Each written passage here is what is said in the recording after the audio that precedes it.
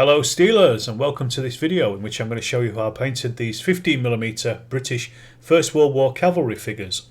These are from Battlefront, originally meant for Flames of War, but I'll be using them in Through the Mud and the Blood and also square bashing as well. As you can see, they are very nice figures. There's 36 in total, including the Hotchkiss gun and also the two officers. However, I probably not use a Hotchkiss gun and only use one of the officers, but it gives me 4 sections of British cavalry, each with 8 troopers in.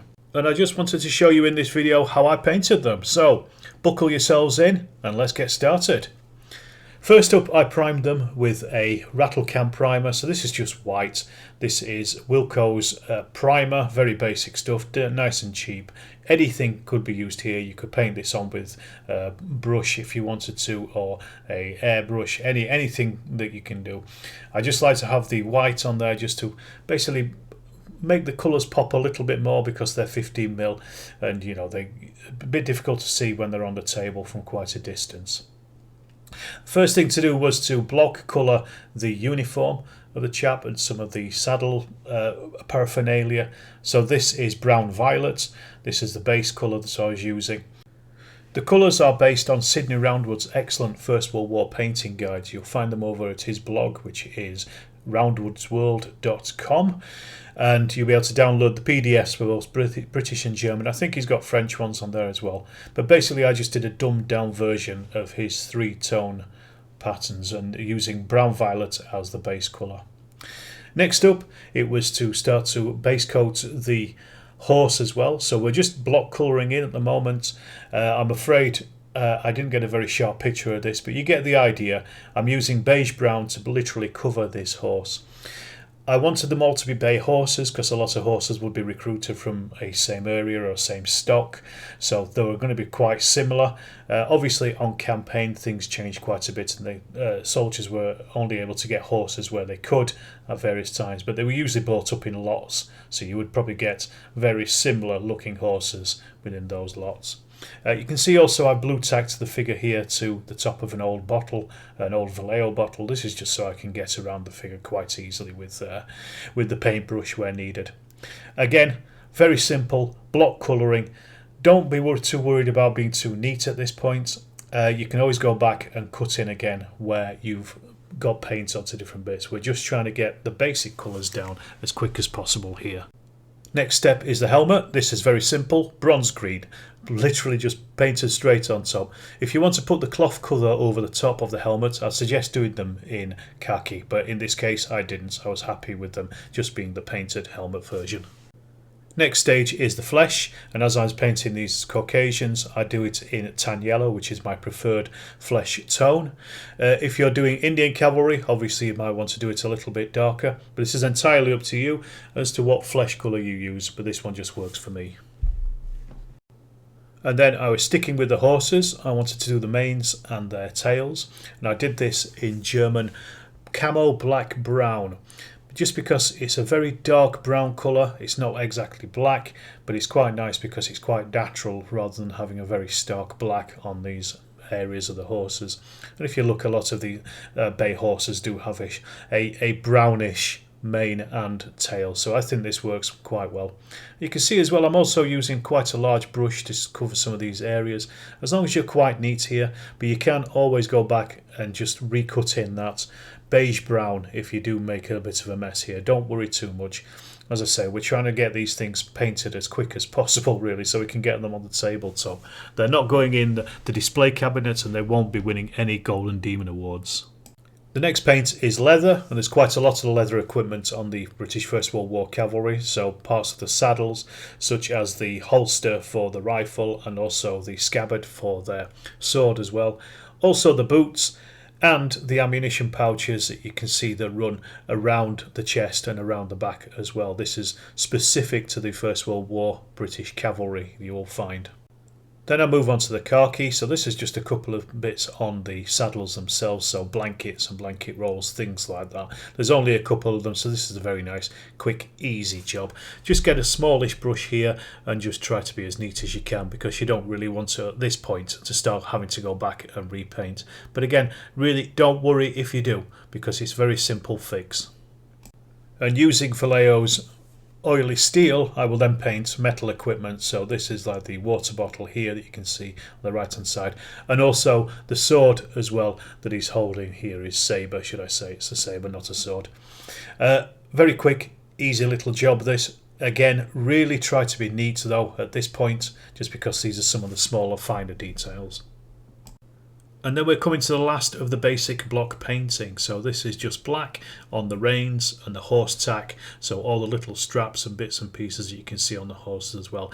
I'm just using a very small brush here, just being as neat as I can and following that detail as much as I can over the horse's face in particular. A very simple job, but quite laborious, especially when you're doing 30 of these figures. This is why I split them down into half, so I probably only do about 16 figures at a time, because that's as much as I can cope with, to be honest, when you're doing this kind of detailing. But take your time and just get it right. Again, I've said if you do go over the other paint that you've already put on, you can go back and just neaten it up again. So don't worry too much, but just try and get it right the first time, and it just cuts down your workload. And then with all the block colours done on everything else, I just start to add some of the details to the horses. So this is just the faces and the socks, maybe on the flanks as well. I'll use whites, different browns here, just to break up the different horses, because they're all going to have different markings and things. Very simple to do, very easy. Just go mad and let your imagination run wild here, really. The next stage is my most favourite and easiest. This is the Agrax stage, so literally I will just splurge this all over the figures, as you can see here. It feels a bit bad to have got to this point and painted these figures lovely and then just absolutely cover them in this stuff, but it's miracle in a jar as far as I'm concerned. It's well worth buying some. It's not cheap, but it's the best shade that I've found on the market, and we're going to use this as our mid-tone just to really bring the figure together as well, as much as anything else. Once the wash has dried, I'll go back and start doing the highlights. First of all is flesh, so this is just tan yellow, back again over the high points on the hands, on the faces. Very simple, using a very small brush. The biggest highlight is the uniforms, so I'll use English uniform here just to go over the top. This just gives you a very nice brownish green look, which is more realistic with the First World War than either a brown or a direct green. You've got quite a nice mix there, especially with the Agrax. And as I say, this was literally just lifted straight from Sidney Roundwood's guide to painting First World War soldiers. I like it, and this is how I use it. On the helmet, I'll just paint the very top of it, again with bronze green, just to give it a tiny little bit of lighter shade right at the very top. Very simple, very easy. If you want to paint the rim, go ahead, but I don't bother with 15mm figures. Then I just go back in with khaki again, just on the top of those saddlebags and cloths and things, and just paint the top areas that would catch the light. Very simple, very easy, but quite effective from a distance. I wanted some of these figures single mounted, and I wanted some double mounted for casualty removal. So the next thing to do was to base them. I put these on 28mm by 30mm bases cut out of plasticard. But these ones in particular, you can see, are based in 2s. And then to bring the shape of the base up to the base of the figures, I also used polyfiller, or spangle I think it's called in America, to bring up that level there when I'm using a flat-headed screwdriver, just to dab small amounts on and then just shape it around the base of the figure. Just be as careful you can at this point, largely because I haven't varnished them yet. They will be varnished later on when I've finished the base off, but you don't really want to get any of this stuff all over the figure because it's quite a nightmare to get off. So just be careful, just go around slowly each and every of your bases, just filling in the gaps and making sure the base is nice and level.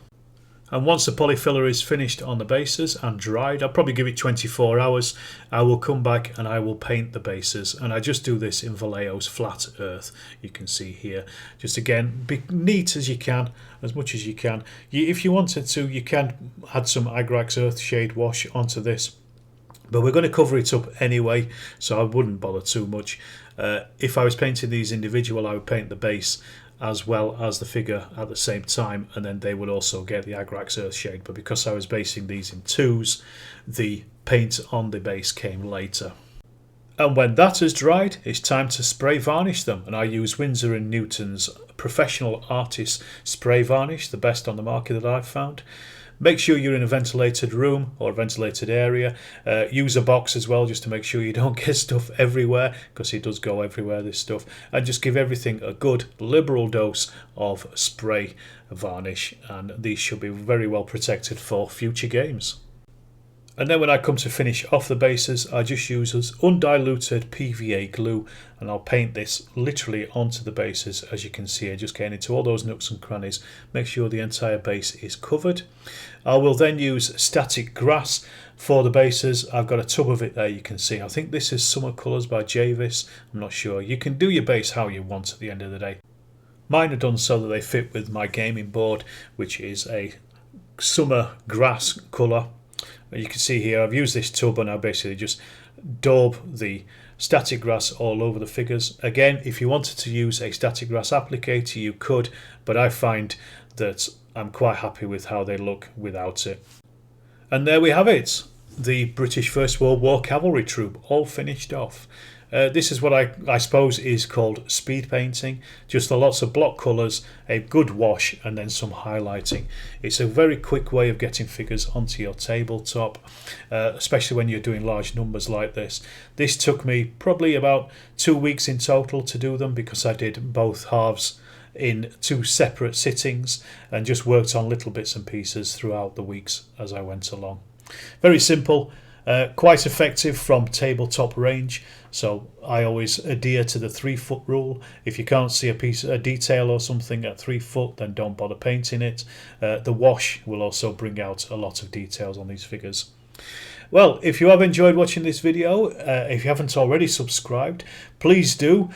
Give me a like, give me a thumbs up, say why you liked the video, say why you didn't like the video. Let me know in the comments below, and keep on watching, and there will be more First World War content from Storm of Steel Wargaming at some point in the future. Thanks very much for watching.